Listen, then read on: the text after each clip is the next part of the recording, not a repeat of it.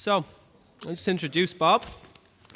As I've said, this is the corporate provider side part of the streams. Before we begin, if you check under your seats for the feedback forms, please fill them in and return them to a member of staff in the afternoon.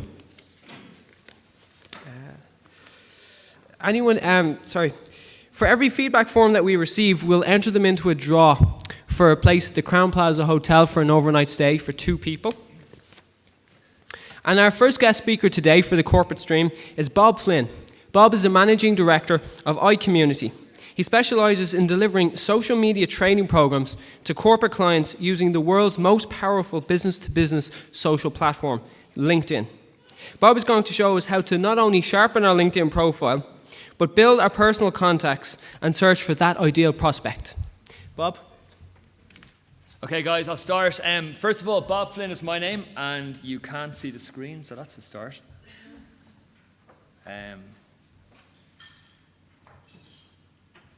Okay, so I just want to give you a quick introduction to myself and what I'm going to talk about today. So I run a company called iCommunity, and the official tagline is written there. We're what's called an official LinkedIn EMEA Talent Solutions Partner. So we were the first company in the country to be asked by LinkedIn to become a partner. Really what that means for any of our clients is that LinkedIn recognizes the content that we train people on. Okay, so as I was saying there, we have a contract in place at LinkedIn. It means nothing else really apart from the fact that LinkedIn recognizes the content that we train our clients on. There's a little graphic there on the right-hand side which just identifies some of the companies we work with.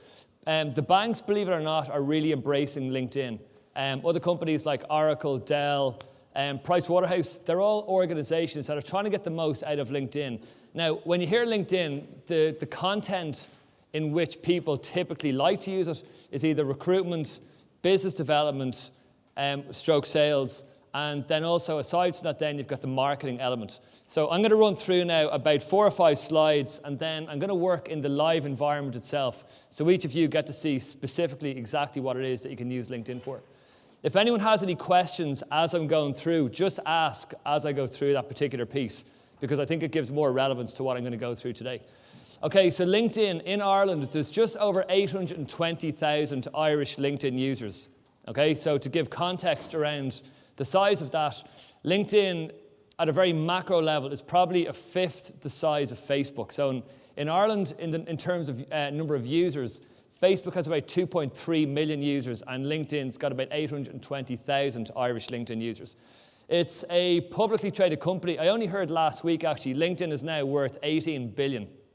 So when it went public for the first time, it was worth 4 billion. So that's a 4.5-fold increase in the share price. And this guy here is the founder of LinkedIn. It's a guy called Reid Hoffman.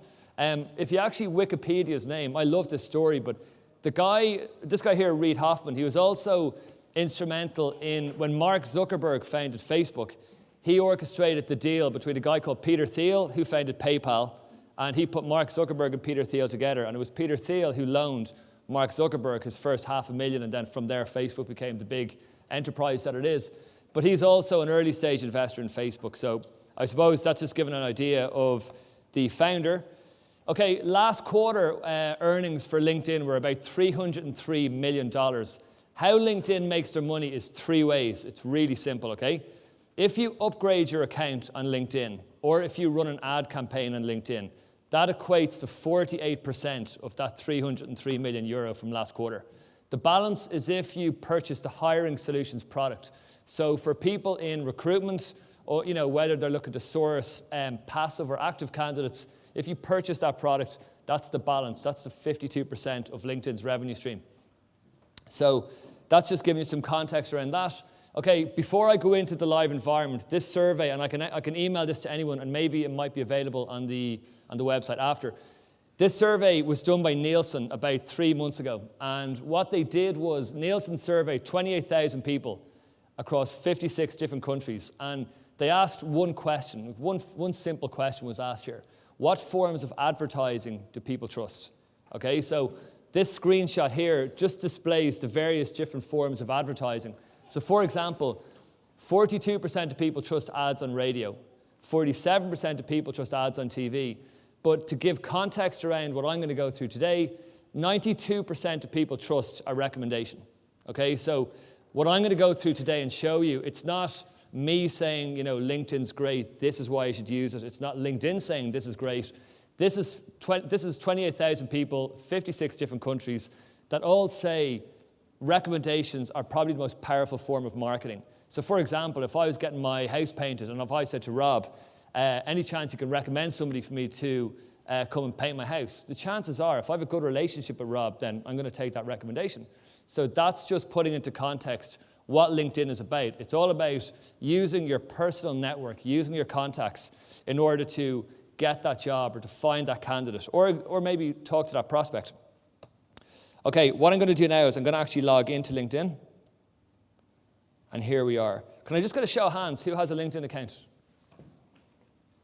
Most people. Excellent. Okay. And that's not displaying on the screen.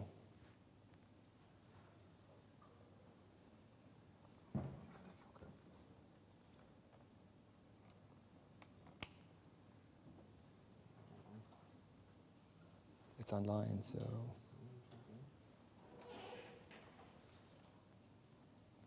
There we are.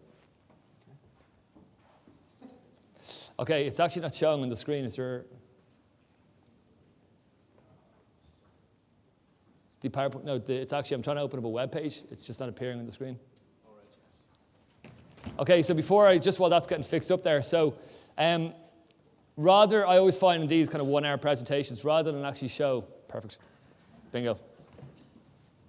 Okay, so what we have here is your homepage on LinkedIn. Okay, I'm actually working off this screen here, so bear with me if I look like I'm not too sure what I'm doing here. Okay, first of all, before you start using LinkedIn, top right-hand corner of the screen is your username. So when anyone here is logged into their account, before you do anything, you have to make sure that the settings on your account are correct. So if I can just find my mouse.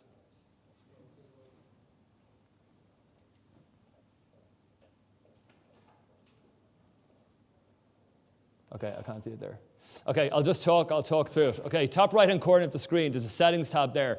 And if you go into the settings tab, that's where you can set your account, for example, if you make any changes to your account that people won't get to see it. So when you use LinkedIn, if you're sharpening your brand for the first time, you might want to set it that if you update your education, your professional experience, your summary sections, any section at all, you may not want all of your connections to see that. So that's the first thing that you have to do is go into your settings to make sure that that's been set. Also in that section, what's a big difference about LinkedIn than, let's say, other social media platforms is that if, for example, you use Facebook or you have Twitter, it needs to be appearing on that screen if you can, and also on that.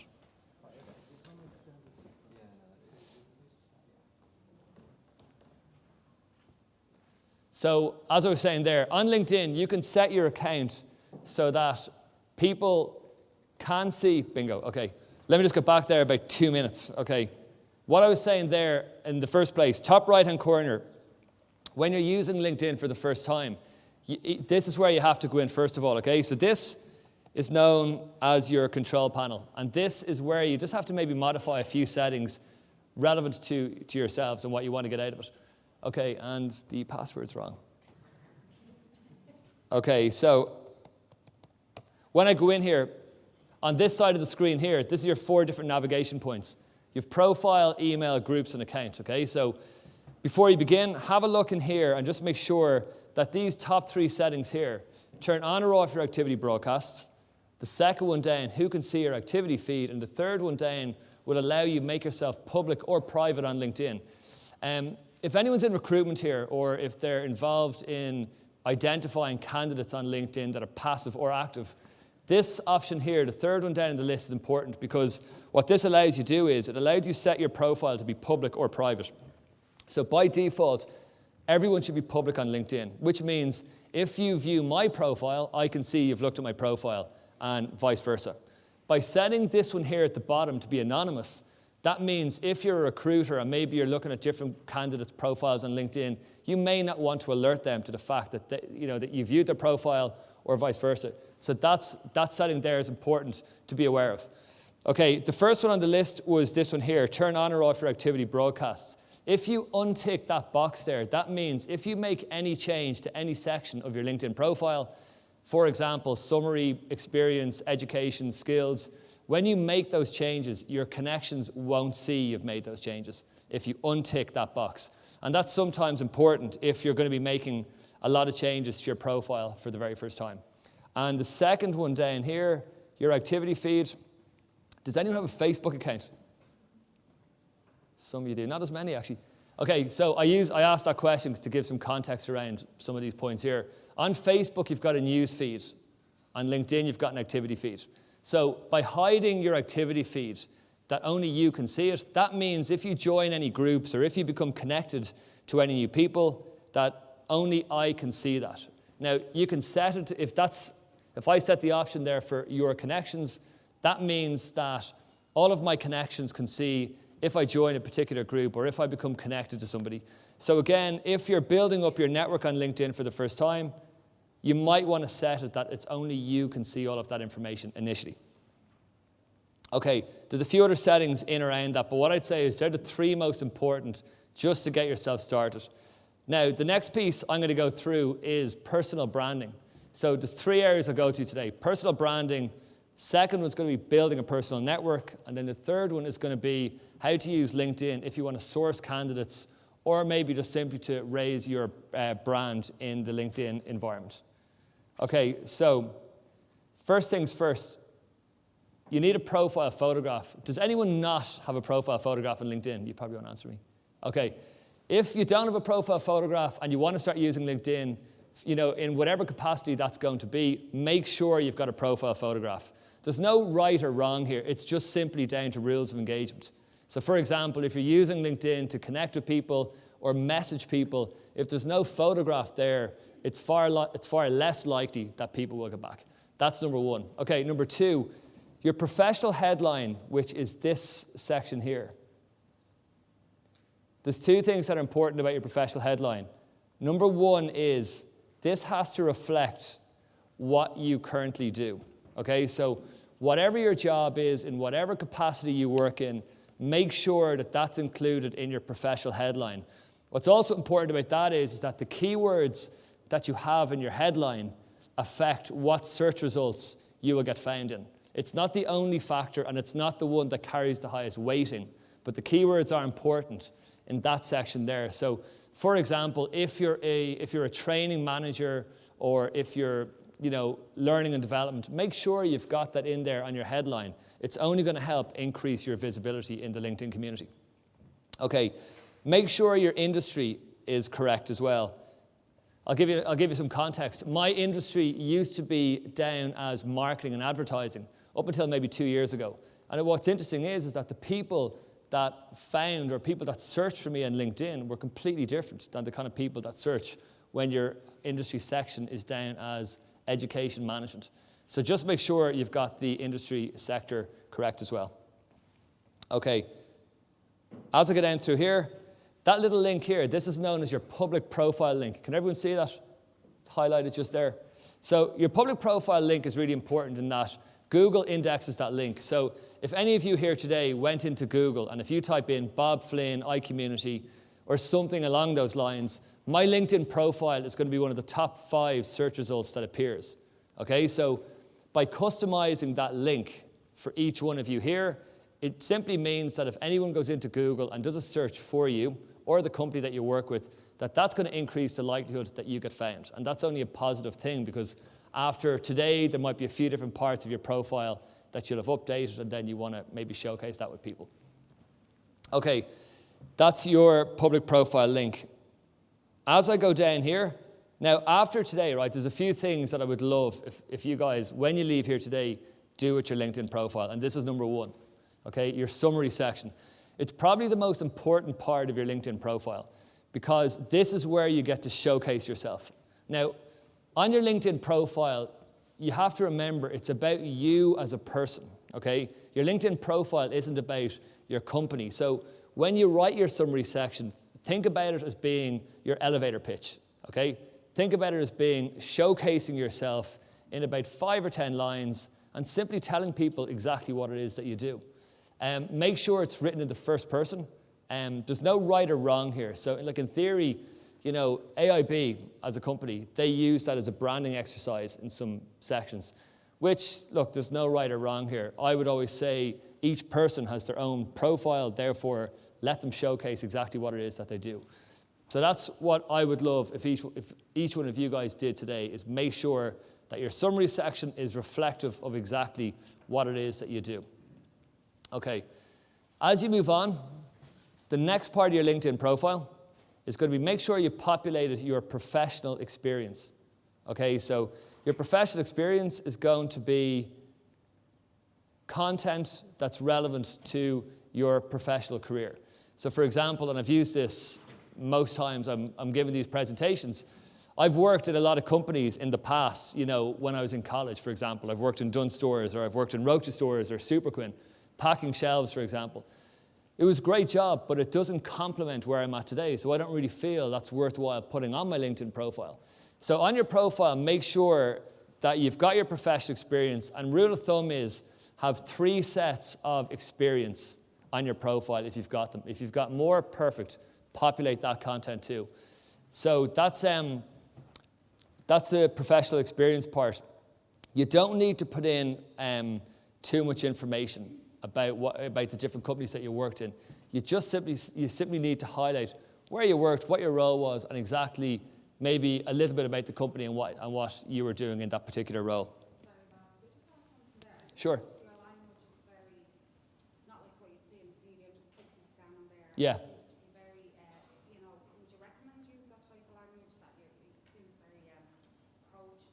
Yeah, okay. No, it's a good question. Great question. It's down to the person. Okay, your LinkedIn profile would never be your CV. So for example, let's say you're a job seeker, just to give an idea in that case. So you're a job seeker and you're in the market to get yourself a job. Your LinkedIn profile will be showcasing the best bits. It'll be showcasing you in probably the most engaging manner, that if somebody reads that, they go, that's interesting, okay, I get that. And then if a recruiter wants to see your CV, they'll ask you for it. And that's, I suppose, a more fleshed out version of what your LinkedIn profile is. Probably one of the worst things people could do is simply replicate exactly what's on their CV with exactly what's on their LinkedIn profile. Because right here, this is you showcasing yourself. So you can do lots of different things here. So when I write mine, like right there, for example, the idea behind that piece there, Syntax Solutions, that was my first business. It was an IT company, and I was thinking, well, if I start writing about IT, people are going to switch off. I mean, who wants to hear about backup, security, servers, blah, blah, blah. So I thought, you know what, I'll write a little bit about my biggest client. That was a chain of women's fitness centers. So that's what I did. And I thought, well, that's probably more interesting and maybe more likely to get the attention of somebody than just simply documenting the various different skill sets I got as a result.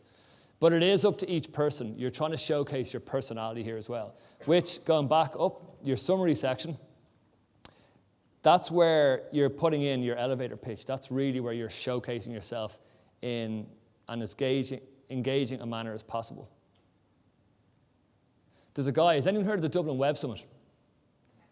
I always give this example. The guy behind it, Paddy Cosgrave, his summary section is one line. It's simply, I set things up, some work, some fail.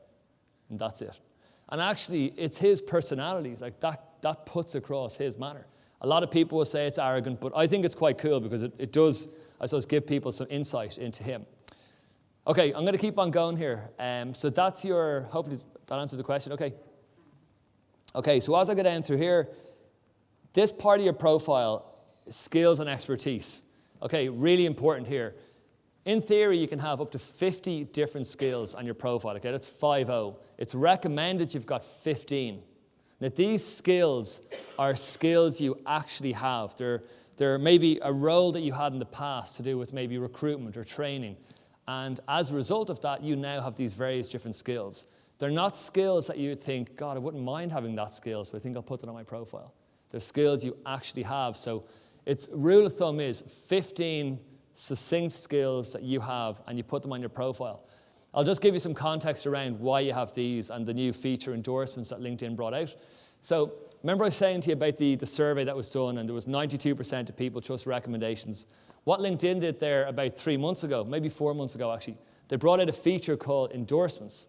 So they're trying to tap in more and more to that 92%. So the idea behind it was that it's okay me saying, I've worked here, I've studied here, I've got all these great skills, I'm great, okay? You can say as much as you want about yourself in the first person, but it does give a bit of credibility if somebody else can endorse you for those skills. So what they wanted to do was, they wanted to say, okay, well, I've got, let's say, digital marketing down as a skill. So if somebody endorses me for that skill, that's great. That's only going to give more credibility. But what actually happened was that the majority of people on LinkedIn aren't really sure maybe of its full functionality. So they made endorsing people a little bit too easy. And therefore people, does anyone ever get endorsements from people that they're not really sure of? Yeah, it's, and do you know what actually, I think the message gets lost because only last week they issued their press release saying that over 1 billion endorsements have been given on the platform. So to me, that simply says, well, that means it just dilutes what they're trying to do. So that's what they wanted to do. Now, the upshot of that is that if you're a recruiter or if you're a job seeker and you're looking to, let's say, for example, social media is one of your skills and you've got, let's say, 71 endorsements for that. That means if somebody does a search for social media as a skill, that's going to appear higher up the list than somebody who's maybe only got 20 endorsements on social media. Does that make sense? So that's the value in having endorsements down as skills on your profile. So just remember, 15 skills. Endorsements, I'm not saying are completely wasted, but just remember, it's maybe not going to give you all the credibility that you think it might like to have. Okay, education, secondary level and third level education. And as you go down through here then, I mean, you can put down hobbies that you might have. This section here is simply, it's like a call to action. It's how you can maybe mention something on your profile, how people may like to get in touch with you. So for example, you might want to put an email address or a mobile number, or something like that in order for people to maybe use that as a way of you reaching out to them. Okay, does anyone have recommendations on their profile just out of curiosity? Okay, so recommendations are brilliant. Rule of thumb is 3 recommendations, if you can get 3, is what's important. The one thing to make a note about recommendations is that they typically should come from a customer, okay? Or somebody that's purchased something from you at some point in the past, whether it's a product or a service or whatever it might be. Try and avoid recommendations coming from your mates, okay? Because it doesn't really carry as much of a weighting. When I was doing training with Salesforce, they're an American software company, what their sales teams do, so they're based in Dublin, but they sell to the UK, so they've got 4 different UK sales teams. So when their sales teams, now they did it prior to me coming in, but what they used to do was each of the sales executives got their friends on the team to write recommendations about each other. So it just doesn't carry the same weighting because if you've got one person saying, John's great, he hits his targets every month, he's this, and this, and someone else writes something very similar about someone on the same team, doesn't carry the weighting. So right here, recommendations is specifically tapping into that 92%, and this is really getting people that have, as I said, have purchased something from you in the past. If it's not a customer, it's somebody that can write something good about you in a professional capacity that can stand up and vouch for you. Okay? Does anyone have any questions on any of those areas? Okay, I want to show you one part here. So if I go back on to edit profile, when they upgraded the profiles, they brought out the features here on the right-hand side. So you can now on your profile add in courses or languages or any certifications that you might have done. You can populate that content on your profile. Charity work you might have done, publications, if anyone's written any papers or any books, all of that information can be populated now in your LinkedIn profile. So that's the first part of what you have to do, okay? So that's known as the personal branding piece. Once you've got that part right, the next thing that you need to do is then get connected to people, okay? Can I just ask you, do many people get connections or requests to connect with people that they may not necessarily know? Okay, can I ask you what would you do in that situation? I've changed. Okay. I started by being very discerning. And the more I kind of realized, at least the way I look at it now is that there was a reason why people want to connect to you is what you do. So if you're running a membership organization, Yeah. then it probably makes sense to connect with as many people that want to connect with you. Yeah. But I originally thought, no, I need to know this person and I need to shake Yeah. hand at some stage. But I think I've moved away from that. Whether I'm right or wrong, that I don't know. There is no right or wrong. And the reason I asked, I was talking to Fiona at the very start, and she was saying, what should you do in that situation? Should you connect with the person or should you maybe avoid it? So coming from LinkedIn, I'm just going to explain the differences, and it's up to each one of you what you choose to do. So if, in theory, you should only connect to people you know, okay? So in theory, you should connect to all your friends, all your family, anyone that you know at any level, get connected to them on LinkedIn. If someone, and the logic behind that is, by the way, is that as a networking platform, by connecting to people you know, it doesn't mean connect your family and then start trying to sell your family loads of stuff or, sell your mates. It's connecting to them because you never know who they know.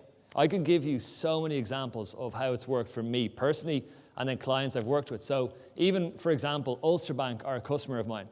So there's people I'm dealing with in Ulster Bank. And then when I got connected to my sister, I realized actually she knew them all. So when I was talking to her, she was able to give me some insights into these people and say, that's so-and-so, this is what they do, she's really nice, she's not, and it's just good, and that's networking in its purest form. So that's why on LinkedIn, in theory, you should only connect to people you know, but having said that, quite rightly, is that if someone connects to you you don't know, then if you see merit, or if there might be, I don't know, maybe a mutual beneficial opportunity down the line, then sure, go right ahead and do it. But it's just to understand the mechanics of why you should connect to people that you do know. Because by doing that then, it's amazing how you can tap into their network of contacts. And if you're looking for a job, or if you're looking to recruit someone, if you're looking to get in front of a prospect, that's what you do.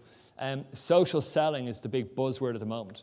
So all the big corporations are now using LinkedIn as the platform to build up these networks and then get the introductions to all these various different prospects. So it's all working in an efficient manner and tapping into that 92%. So let me just go ahead and show you. I'm going to show you 5 different ways in which you can build up your personal network of contacts.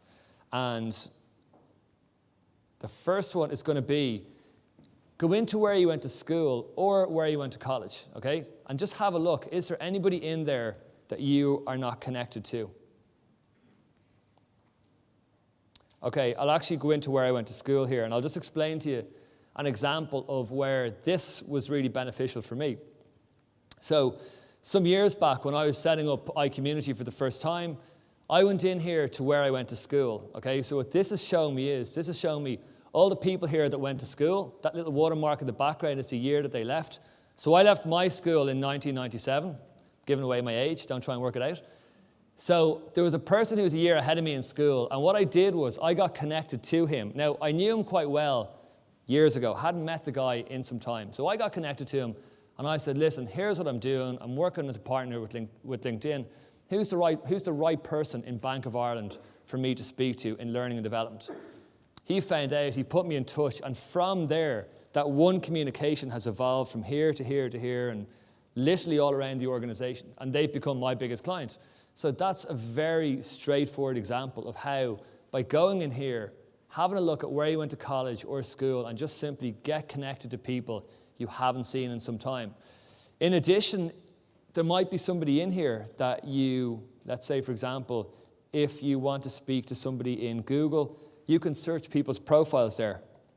So you can do keyword searches of all the people in your school that now have Google down as a keyword, whether it's current role, previous role. So it's amazing the intelligence that that's going to give you.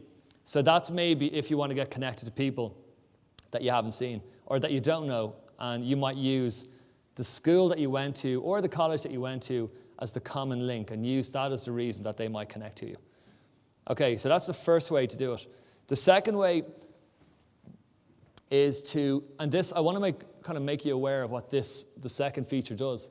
You can give LinkedIn permission to have a look at who your contacts are if you've got a Gmail account or Hotmail. Does anyone have a webmail account? Gmail, Hotmail, Yahoo? Okay, if you do, this is a really efficient way to build up your network on LinkedIn. So quite simply, you can give LinkedIn permission to have a look at your contacts in Gmail or Hotmail, and what that will do is they'll simply say, okay, well, look, these are all your contacts, and give you permission to initiate communication with them and send them an invitation to connect. You've got full control. LinkedIn doesn't own your data at this point. At no point does it.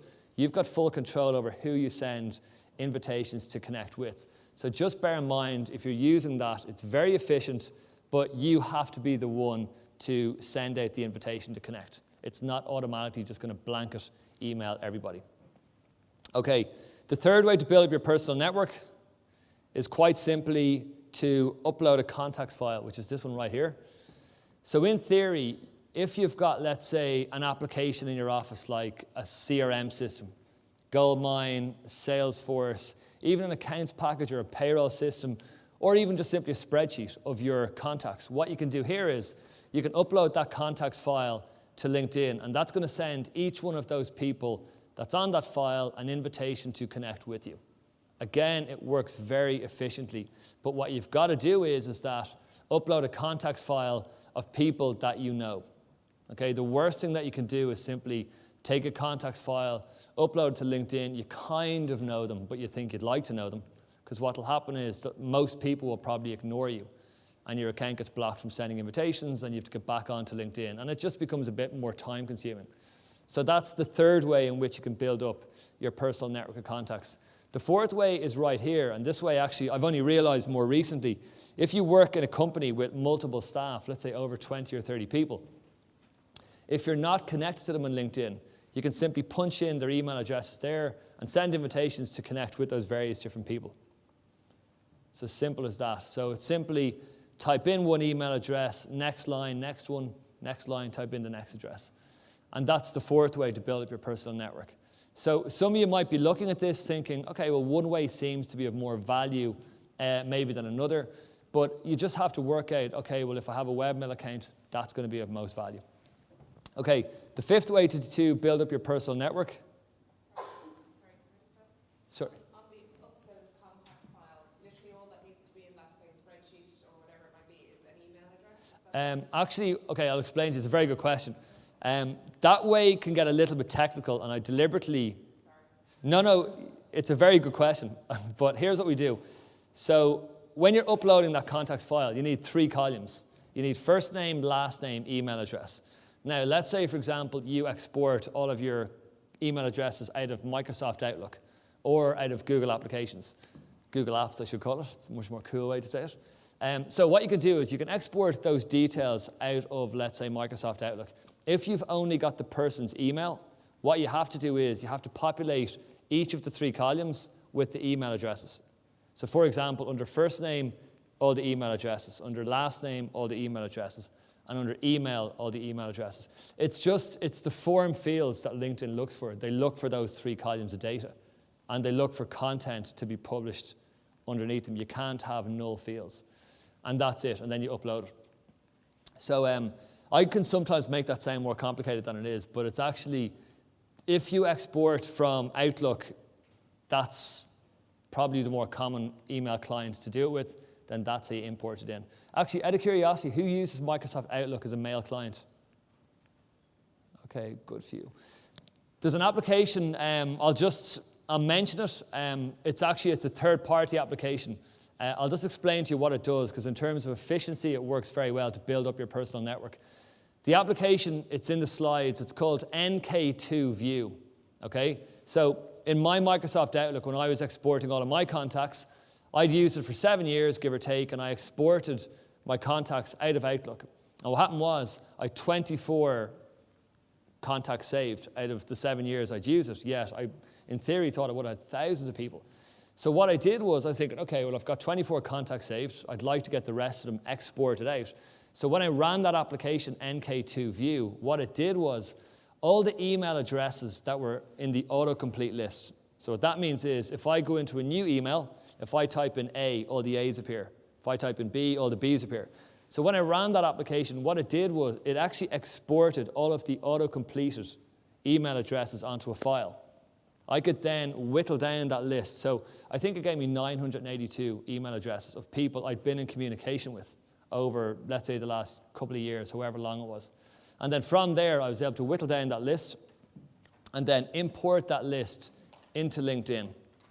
And that way, by a mile, was the most efficient way to build up my connections, because you come across people, not that you forget about, but just you forgot what level of communication you'd been in with or what context even. And that was a really efficient way for me to do it. So if nothing else, that application, NK2 View, it's in the notes. It's a small application. It's 1 megabyte, perfectly safe, but it is a third-party application, and it works excellently as well. Okay, fifth way to build up your personal network is this section here on the right-hand side, people you may know. Okay, and again, this is a really good feature. So a question I get asked is, how does LinkedIn populate these people? Okay, so the LinkedIn algorithm which they use, it's called logic. And what logic is comprised of is that it's how LinkedIn will suggest all these various different people. So what it's going to do is it's going to look at people we have in common, people that went to school together, people that are in the same groups, have the same skills, all these different things, bundles them all together, and the algorithm fires out these different people based on the various different colleges at the top. So one thing to note is that, I'm just going to go back a screen here. In LinkedIn, if I go into Add Connections, and if I give LinkedIn permission to access my Gmail account, to have a look at who all my contacts are, what that's going to do is that's going to update the people you may know section. So for example, let's say I go in today and I give LinkedIn permission to have a look at my Gmail contacts. Okay? Now let's say it comes up and it's got like thousands of people. Anyone new that's on LinkedIn that wasn't there the last time, that's now an active member, LinkedIn will start populating them under the people you may know section. So that's why sometimes you might see people in there and you're thinking, how in God's name does LinkedIn know I'm a friend of theirs? Or, which I have seen it happen, and it's, you know, it can be a little bit, not creepy, but freaky, I suppose it can be. So that's how they do it. That will actually look at all those people in your webmail account. And then if any of those new people are currently using LinkedIn, they get populated in here. This is a really good feature, people you may know. But bear in mind, it is what it is. It's people you may know. It's not people you think you'd like to know. Because what can happen is that if you start connecting with people that you don't know, they're not all going to accept your connections, and therefore your account may get blocked from sending more invitations. In the era of the iPads or the iPhones or the tablets, what happens is people are watching TV at home, they're scanning through their iPads, which they shouldn't be based on the last presentation. But what people do is they scan through, they have a look and think, okay, that person seems really interesting. Niall Corcoran, God, he sounds like somebody really interesting. I'll connect to him. And that's what people are doing. They're just building up these connections. And they use the barometer of LinkedIn's success based on the number of connections that they have, which doesn't really matter. You're better off having a really small number of solid connections than having a massive number of people that you don't know. My challenge with my connections is I've hosted a lot of networking events over the years. I have thousands of connections at this stage. My challenge is that I might have only met somebody once, but yet I'm connected to them. So I don't know then, do I remove them? Do I leave them? So that's my challenge. But the rule of thumb is 50 solid connections is where you want to get to. So if you're using LinkedIn for the first time, 50 is where you want to get to. Friends, family, co-workers, whoever it might be, anyone that you know in any capacity, get connected to them on LinkedIn. Okay, so they're the first two parts of it. Now, when you get into using LinkedIn, whether it's for a recruiter or it's job seeking, business development, you have to run through those first two parts. So personal branding is key, number one. Building up a personal network of contacts is number two. Then you get into the fun stuff. So the fun stuff is really down to using the platform if it's for business development or if it's for recruitment. So the first thing that I'm going to show you here is the advanced feature on the top right-hand corner. Okay, this is key to using LinkedIn, the search facility, okay? So this is where you use LinkedIn to search for prospects or to search for, if you're a recruiter, search for candidates, and this feature here. So the main areas to focus on are keywords, title, and company.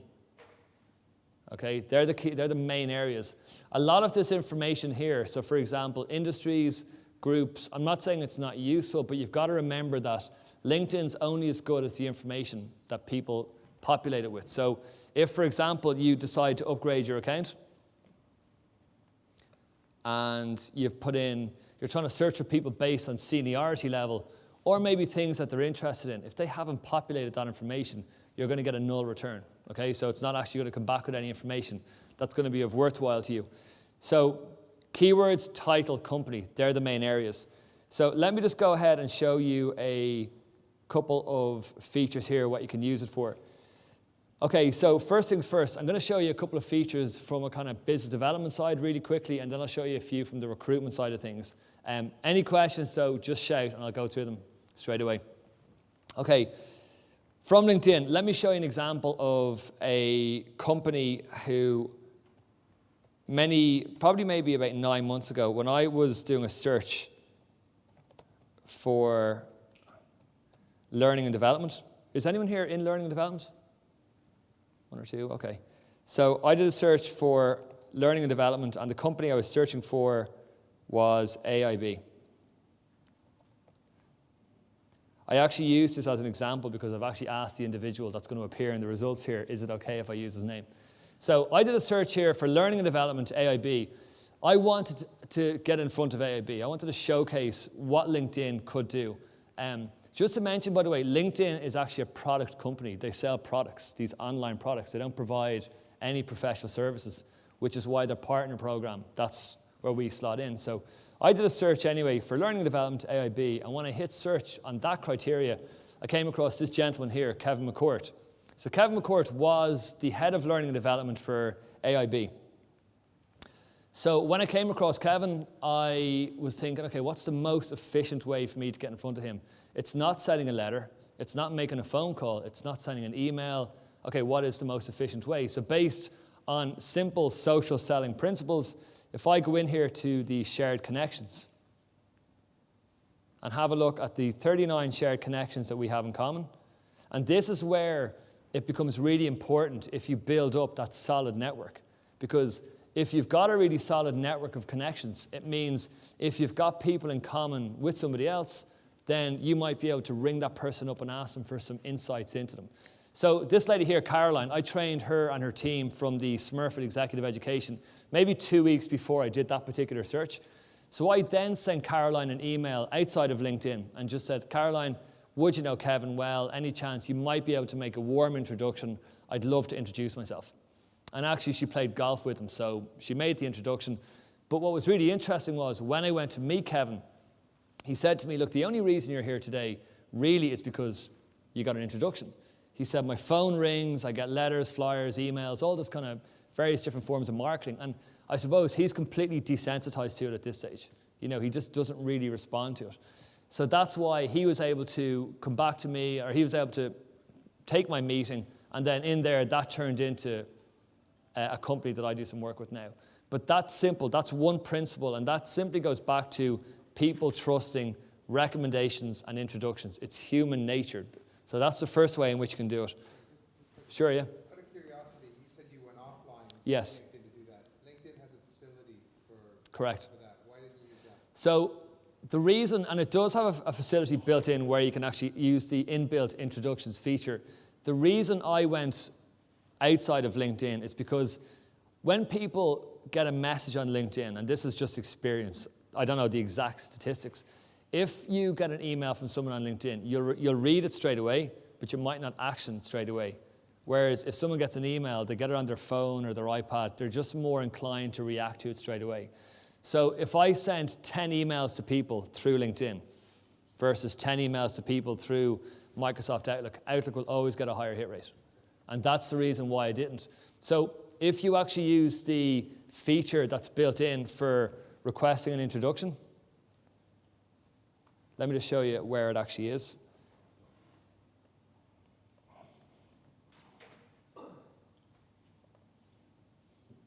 Okay, so if I go to get introduced.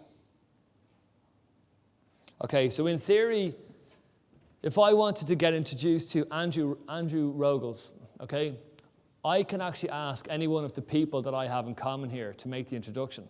But your challenge with this is In theory, it's like, that makes sense. Of course I'd use that. But people aren't as familiar with LinkedIn at this stage. So if you use that functionality, they're not sure, well, if I click here, does he get to see it, or what? I'll leave it. So that's why you're better off using the intelligence of LinkedIn and then just going outside of it just a little bit. What happens if you press David Varian? If I clicked on David Varian right here, so what would happen was I can then send a message which goes to David. He might get that and go, who's Bob Flynn? Or I know Bob well, and then he'd pass on that to Andrew Rogels. I get them from time to time from people, but I get them from people who I don't know really. Bob, how you doing? Hope you're having a great day.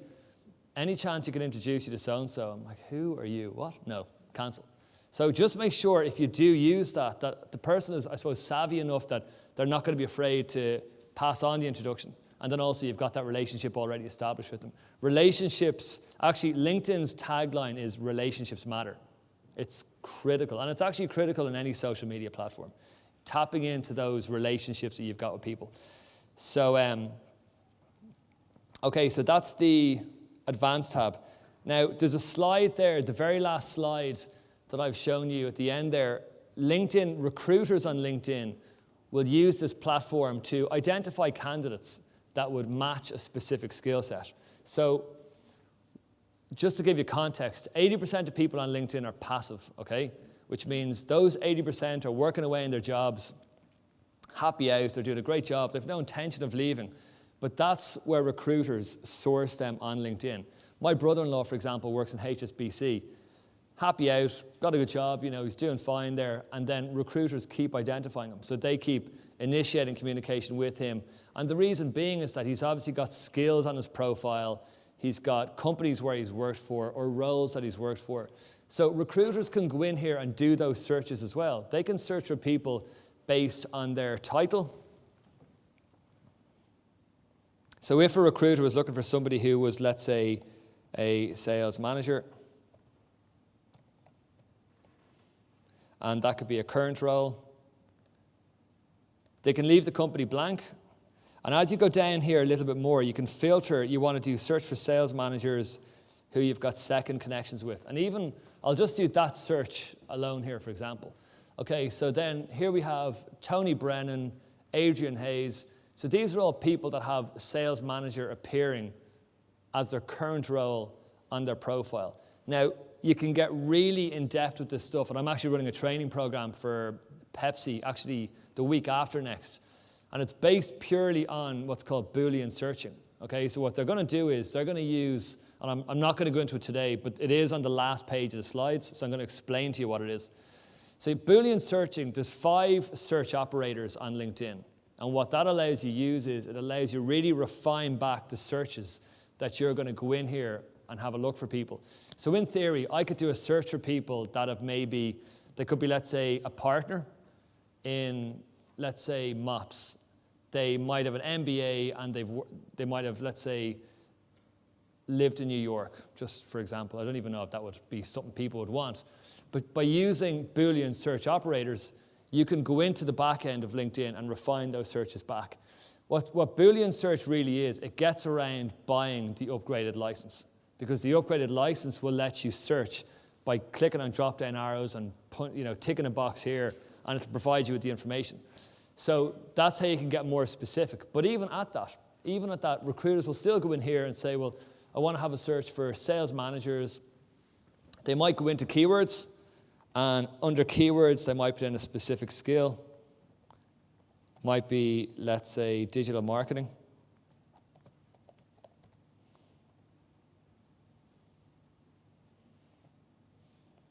Okay, so if I hit search on that then. Okay, so Grania Redmond is appearing, Maria Lawler. So these are people that are sales managers, but also they've got digital marketing somewhere on their profile. It's a keyword search. So a recruiter might look at that then and think, okay, well, they've got those skills. And if it's someone they want to speak to, they can either go in directly or they can go in and have a look at the shared connections. A big area of LinkedIn is, the whole social etiquette, the do's and don'ts. So, and messaging, there's a whole area about, what works. But just remember, if you can keep in the back of your mind, don't sell. And if you ever question, should I be doing that on LinkedIn? Don't. Easiest way to remember it. If you ever question yourself, Should I do something, then just you're better off leaving it out. Okay, so that's just some search functionality with regards to using the advanced search. So just think about it. How relevant is that then to your specific role? If you're in recruitment, or if you simply want to source, if it's prospects, whatever it might be, that's where you do all of it from. Another piece of functionality built into LinkedIn is that you can do searches here for companies. So if I go into the companies tab there on top of the screen, I have an option here for search companies. What's really good about this is that you can actually filter the platform based on companies and their geographical location. So for example, if I go in here and do a search for headquarters only, I can go in and have a look at companies in Ireland that might be trading in a specific industry. Let's say it's IT. And I then might have a look at the size of the company as well, so I can filter it based on the number of employees. And so on. So that's going to bring me up all the different companies that have 11 to 50 employees, are in IT with a headquarters in Ireland. And then from there, you can start initiating communication with these people. When you see 5 people in your network or 9 people in your network, they're first and second connections. And you can drill into them then and again, go through the whole process of getting introduced to those people. Of course you can. Okay, so no, it's a good question. LinkedIn's based on the principle of 6 degrees of separation. So for example, let's say we're connected on LinkedIn. We're first connections. All of your connections are my second connections. All of your connections are my third. Does that make sense? Yeah. So I'm only, so a first connection is like a friend on Facebook. It's that same relationship you've got. And then their connections or their friends are second connections, and so on. So when the people you know might know someone third, what's that mean? A third connection is typically outside of your network. So what that means is that a third connection is actually, I always make this sound confusing. A third connection is one of your connections, one of their connections. So really, in Ireland, most of the time, you're dealing with first and second. It's such a small-knit community. I'm not saying you don't get third connections, but typically, the majority are first and second connections.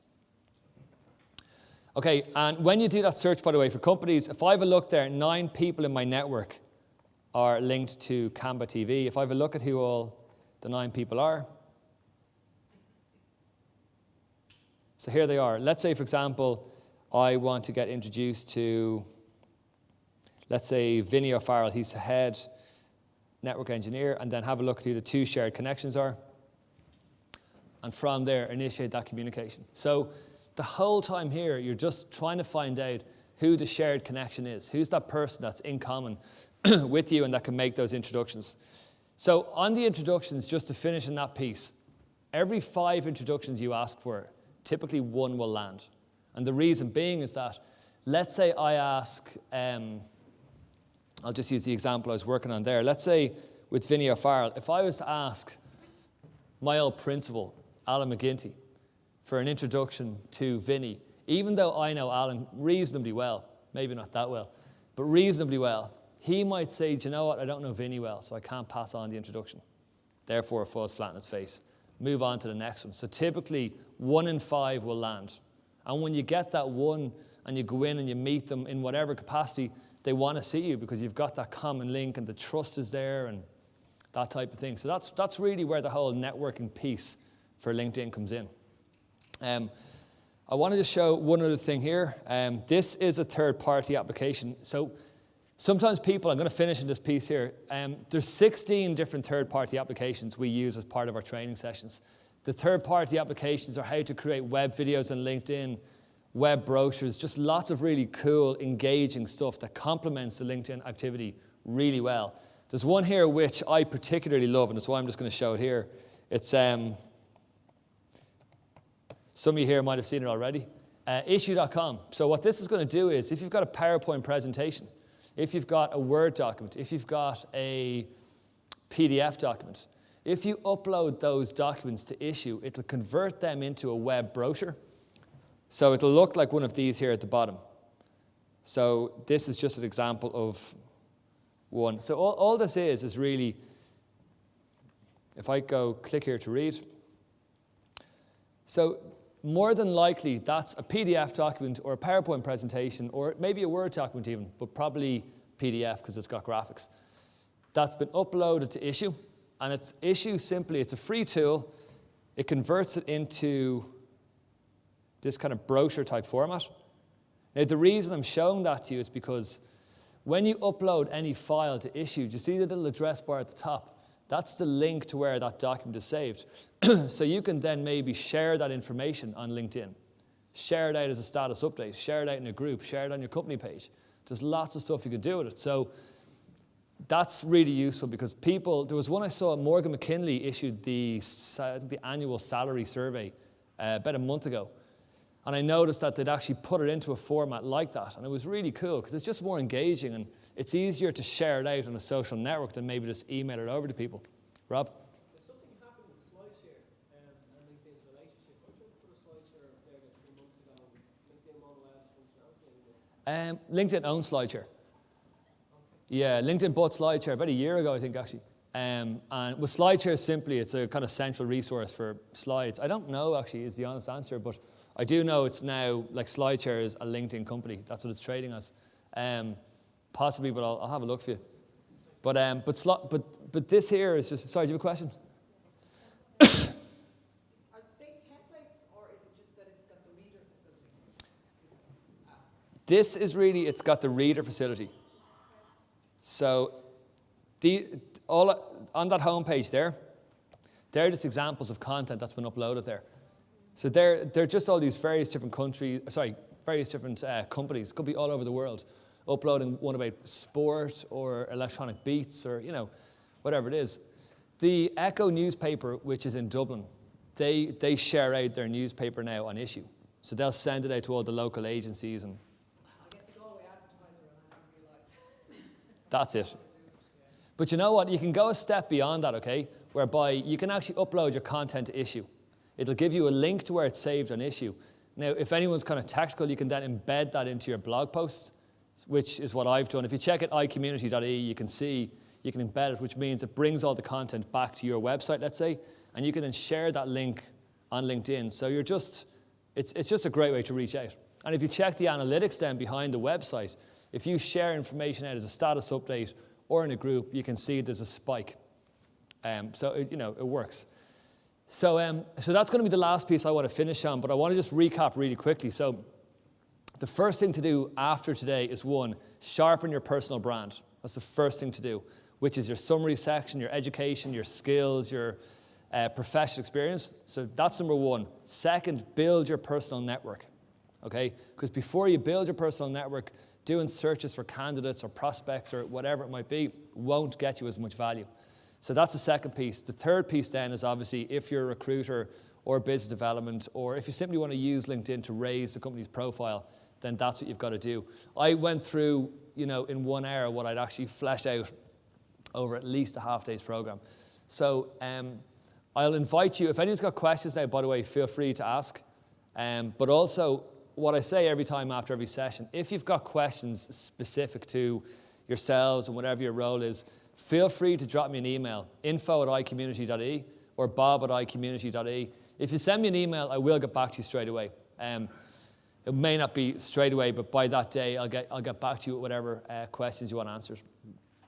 But that's it for me, folks. I'll be here for another couple of hours or however long this goes on till, so feel free to come over to me if you've got any questions. I'd be glad to help. Thanks very much indeed. Cheers.